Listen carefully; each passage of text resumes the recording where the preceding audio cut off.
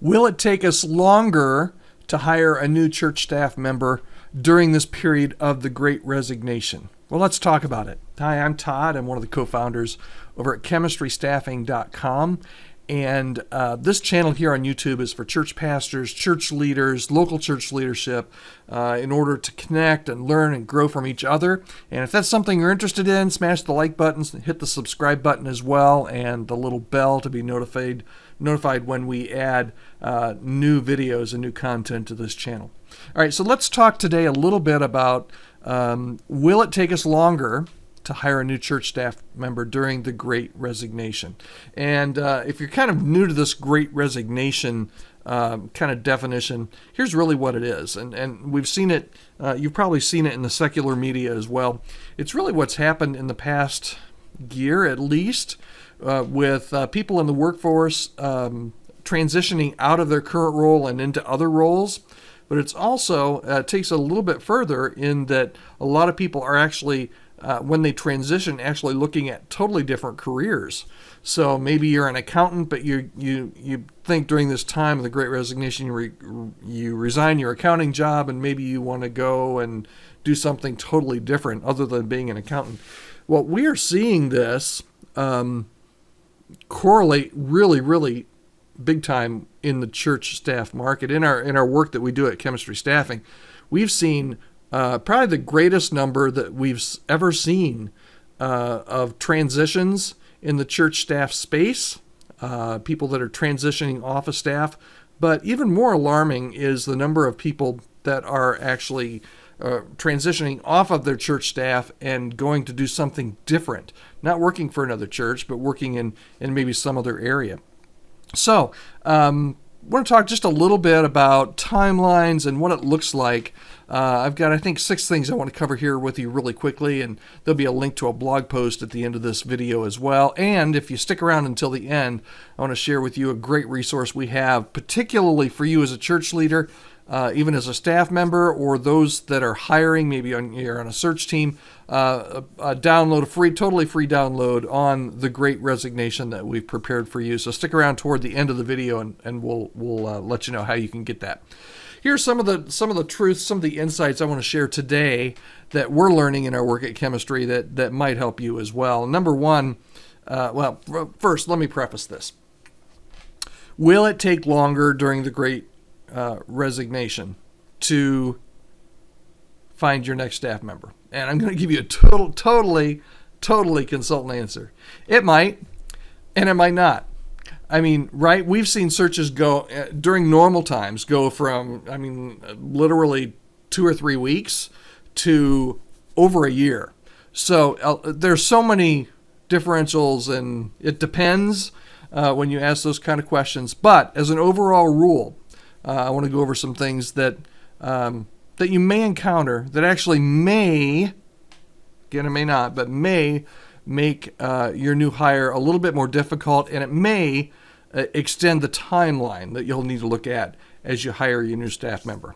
Okay, number one, insight number one is it just may take you longer to find candidates. Okay, good, qualified candidates, and there are 2 things here that I want to let you know about. Number one, there are fewer candidates in the candidate pool. And again, this is because of something I just mentioned, is that a lot of people, we're seeing a good number of people that are just getting out of the church space, right? They've been a youth pastor, they've been a worship pastor for 5 years, 2 years, 10 years. This Great Resignation hit, the pandemic hit, all these things happened, and everybody kind of reconsidered kind of what their career trajectory was or what they're going to do for the next few years. And a lot of people we've seen have just decided, at least for right now, to take a break from church ministry. So there are fewer candidates because of that, number one. And second reason why it might take you a little longer to find candidates is right now everybody seems to be hiring. There are so many jobs right now, it is a candidates market. A lot of churches are hiring because they need to replace staff members that have left. Other churches are just gearing up after, it looks like we're getting to the end of this thing. where they can start looking at, start dreaming and doing a little vision and casting some vision for some new areas of ministry. And ministries change, so a lot of churches are hiring new positions right now as well. So between there being fewer candidates and more positions, it might take you a little bit longer to find candidates. Okay. Insight number two, you may have to look in different places, and you may have to look in different ways because of the smaller number of candidates. Here's what I mean by this. There's really three different scenarios I would give you here. Number one is you might need to look internally. A lot of churches that have a really good kind of leadership pipeline are already doing this, right? They're already looking for who do we have that comes to our church? Who do we have that's a key volunteer that we can hire? And that's a great way to look about it. But a lot of churches just don't even think about that. They automatically think, well, I need to go hire somebody full time. I need to go bring somebody else in that has tons of experience in this area, or can do this, or has done this at a church larger than us, right? And right now, those candidates are harder and harder to find. So one alternative is to look in different places and in different ways. First way to do that is to look internally. Who do you have on, and it sounds really weird for somebody that co-founded a staffing firm to say, don't look outward, don't hire a staffing firm, just hire somebody internal. But here's the truth. Most churches have people in their church that are just really hitting it out of the park as a volunteer, right? Now, there are some good things and bad things as you consider internal hire. The good things are, man, they're local. You don't have to pay any moving costs. They're local, but they're already invested in your church. They love you. They love your church. They bought into your mission, visions, and values. So from those aspects, they're really compatible because they're already doing the work. They're already kind of the key volunteer in the area, somebody that you don't want to lose, right? Now, the downsides, and I think this is really why a lot of churches don't ever look at internal hires, is because they can't see how this internal person would transition. And here are the couple things that I hear all the time.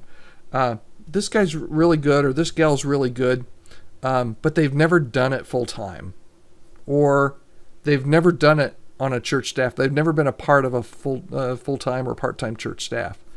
To which I would say that might be a good thing, right? It doesn't really make too much of a difference if they've done it before. It does, honestly, right? But if you are a church or a staff or a person that can tolerate a little bit of mentoring, that can take somebody under your wing a little bit and show them kind of the ropes, then an internal hire can absolutely be great. Now, a couple of things that they don't have. They don't have the full-time experience, like I just said. They also, a lot of times, don't have any kind of theological training or any kind of seminary degree. Now, in some roles, that's absolutely pivotal. You have to have that, right? In other roles, maybe not so much. So I always encourage churches, even when they come to us and say, hey, we need you to hire you guys to help us with the search. One of the first things we always ask is, hey, do you have anybody internally that would just, if you gave them a chance, if you gave them a shot, would just absolutely kill it here? Okay, so you might have to look in different places. You might have to look internally. You might have to look at some non-conventional ways of hiring. One of the things that we're launching this year at Chemistry is what we're calling our Chemistry Fractional Program. And we think more and more churches are going to hire fractionally. And what fractional hires mean is that you're going to hire somebody that's probably part-time, that's probably not even on site, that's more of a virtual employee. But these people are going to bring a certain level of experience and expertise that you probably wouldn't be able to hire in your specific church, in your specific location, full-time or part-time. So this is going to be an alternative if you have some really key volunteers, but you don't think maybe they're the internal hire that you need to make, part-time or full-time. But these fractional type employees, because they have the experience and the leadership chops, they can come in and they can help virtually and at a very part-time basis and part-time cost, really reduced cost, help with organization and management and training those kind of things for particular positions. Now, and some churches, I think, are going to hire a fractional staff person, maybe a virtual part-time, different, live in a different state even, fractional employee that might be able to help them to help manage and motivate and train volunteers. Now, is this for everybody? Is this for every church? No. Is it for every position? Absolutely not. But as we've kind of moved through this time of the Great Resignation, there are going to be some areas that may cause you to think outside the box. And we'd love to have a conversation with you and kind of pick this apart with you and see if this might be an option for you, if that's one of the things you're looking for. But we really think this is a trend that a lot of people are going to do it. So look internally, look for non-conventional hires, and quite honestly, look for maybe you don't need a full-time role. Everybody, a lot of churches try to hire full-time roles all the time. Maybe it's a part-time person. Maybe it's that part-time internal volunteer. Maybe it's somebody that you know locally or within, a 10 or 15 minute drive. Maybe they don't go to your church, but they'd be great at a part-time position. So you may have to, that's insight number 2, you may have to look in different places and in different ways in order to find the right person. Insight number 3, or again, we're talking about how will it take longer to hire. Insight number 3, it may take longer because you have to tell more people no. Okay, so then this again is something we've really noticed in the past. I would say it started in the spring of last year, so probably the last 10 months or so. We've noticed that there are a lot of candidates that coming out of the last 2 years of ministry have just really gotten the snot kicked out of them. There's no other way to say it, right? It's been hard, and this. It's been hard. It's been hard to be in ministry for the last couple years. So we find that candidates are kind of on a continuum, right? Over here, you've got your really good, healthy candidate. Over here, you've got kind of really unhealthy candidate. But everybody seems to be on a little bit of a continuum here. So you've got healthy, you've got candidates that are tired.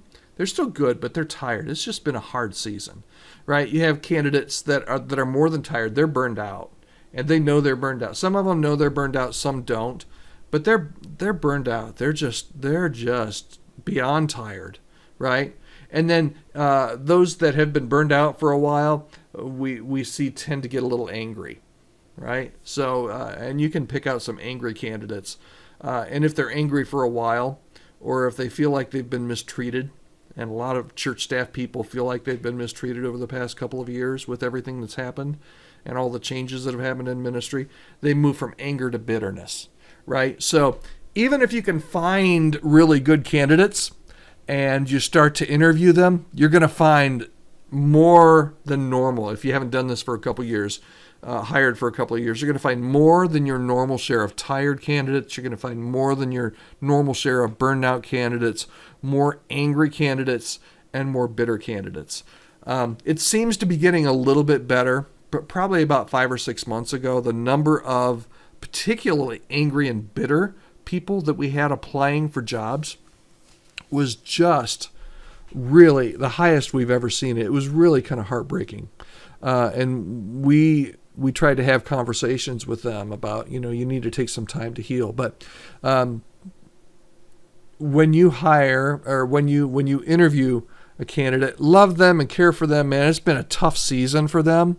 But at the same point, if they're angry and they're bitter or they're burned out, it's going to be really hard for them not to take that anger and that resentment or that tiredness or that burned outness, is that a word, into the new role at your church. So you really kind of watch that. So your search may take longer, insight number 3, because you'll just have to say no more than what you think you're going to have to say no to, even from some candidates that you really would like to hire, but you just know, yeah, man, they're just not ready. This would not be good. All right, insight number 4. You will find that there are a lot more tire kickers. Okay, a lot more tire kickers. Now, there's always been tire kickers, right? And by tire kickers, we mean people that will interview that will answer. You put an ad out for your church role, and they'll apply to the role, and they'll even do a first round interview, a second round. You might even get to an on-site interview, and you just talk to them. The more you talk to them, the more you find out they're just not really all that interested. They're talking. But they're not really all that interested in your role. And we've always had those. And in chemistry, we have a whole series of questions that we do during our internal interviews with candidates to kind of determine whether or not they're tire kickers or not. But here's the thing I want you to know about tire kickers right now that's different than what it was a couple years ago, kind of pre-pandemic, is that the tire kickers now are not just wondering, they're just not just up in the air as to whether or not they want to work at your church, right? They're up in the air as to whether they want to work at any church, right? That's this whole Great Resignation in a nutshell. As they're talking to you, they're not so much trying to figure out if they want to work at your church. They're trying to figure out if they want to work at your church or if they want to go work at the local nonprofit. Or do they want to work for your church, or do they want to move back closer to their parents? Do they want to work for your church, or do they want to go work at FedEx and have a nice 9-to-5 job with just as good of benefits and pay as they currently have, and they can be home at 6 o'clock and be with their kids and their family? Do they want to work at your church, or do they want to start their own business? These are the questions that so many candidates and so many people are asking right now, and they're not going to come right out and tell you this, right? That's the one thing about tire kickers is they very seldom, I don't think they ever self-identify. They don't ever say, hey, I'm interviewing for this job, but I'm not really interested in it. No. You have to uncover that, and you have to really kind of dig down deep. A lot of people will use your job interview as kind of a process for them to try and figure out what they want to do with their lives. And the quicker that you can identify the tire kickers, the better it's going to be for you and for them, honestly. But just know that there are a greater number of tire kickers now than ever, and they're different. And because when you do find candidates are harder to find. Like I said, when you do find candidates, you're going to find more tire kickers. So, and again, with the point I just said, you're going to have to tell some of the tire kickers no. Okay? So that's insight number 4. You're going to find a lot of tire kickers. So that may extend the time of your search. Okay?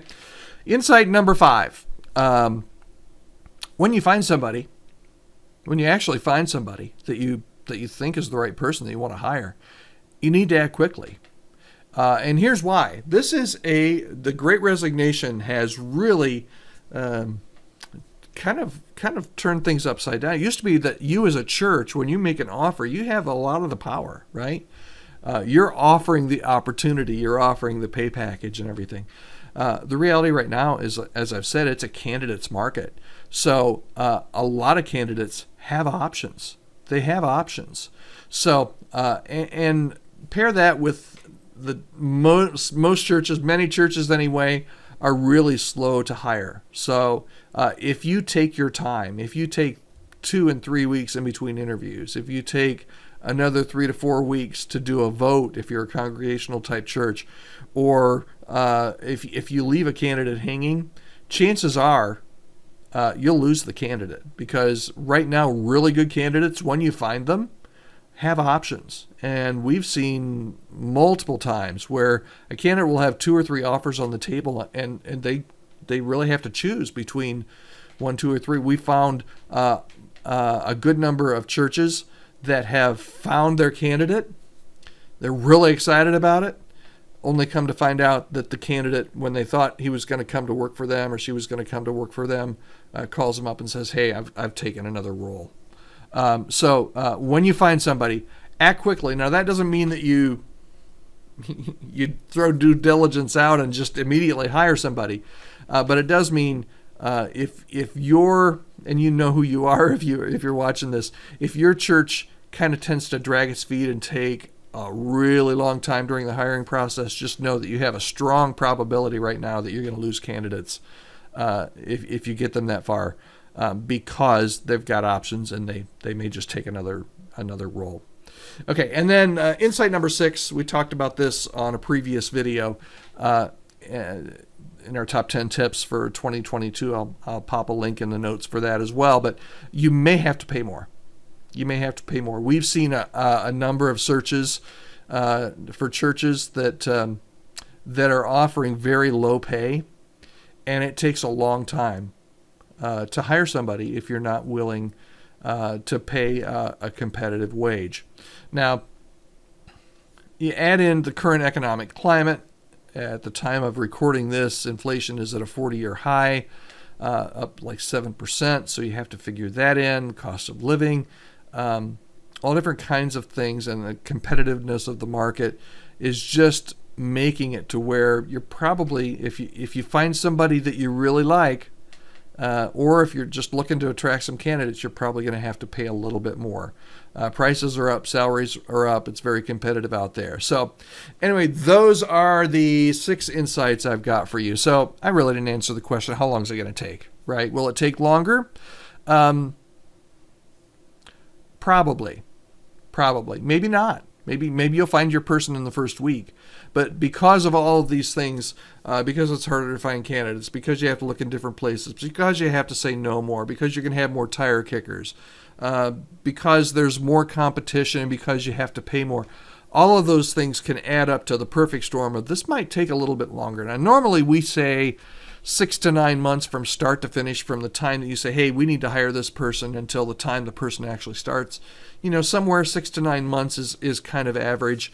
It could take the same amount of time. It could take a little less, especially if you look at some of those non-traditional means that we looked at. But it could take longer. It could take 9 to 12 months. Could take me even a little bit longer than that. Regardless, let me tell you this, and this is what we tell our clients all the time. Take a deep breath. Trust the process. This is not, if it's taking longer than expected, just know that God's not surprised. God is not surprised. He does have a plan. He just doesn't always show us all of that. He knows the whys and the whens and the wheres and the whats and the whos, right? He doesn't always show us that immediately. And sometimes it takes a long time for him to show us that. So if you have a plan and you're working the plan and you're praying through the plan, God is not surprised, and there will be some light at the end of the tunnel. But what you can do during this time is take some time during the interim while you're looking for the staff person. Build into your staff. Support your volunteers during the interim. Let them know that they're valuable. That one of the plus sides of having a search go a little bit longer is you're saving a little bit more money, so that's always a good thing. But trust the process. Don't take shortcuts. Don't take shortcuts. Don't get desperate. If the pain you feel right now with not having a person on your staff causes you to hire the wrong person, that pain will only be multiplied when you hire the wrong person. Okay, so that's my advice on that. You just don't want to take shortcuts. You don't want to get desperate. Okay, a couple of things that we can offer you as a free resource, and I told you if you stuck around, I would share this with you. We have compiled a downloadable PDF. I think it's like 30 pages of all the research and all the things that we have learned over these past couple years, and particularly in the past few months, around the topic of the Great Resignation. And if you want a copy of that, you can just go to chemistrystaffing.com/greatresignation and just give us your email address, and we'll be happy to send that out to you. Also, if there's ever any way that we can help you, either as a consultant that's kind of helping you kind of think through who to hire next, or kind of what your hiring process should be, or maybe you need somebody to kind of help you with your entire search, we would absolutely love to do that for you as well. So we offer a free 30-minute consultation, just a kind of a online video call where you can kind of chat. We get to learn a little bit about you. You tell us what you're looking for, and we can tell you a little bit about our process and how we can help at Chemistry Staffing. So if there's ever an opportunity for us to do that, we would love to at least chat with you and see if there's any way that we can help. Okay, thanks so much. Again, I'm Todd at Chemistry Staffing. Before you go, hit subscribe. Thanks.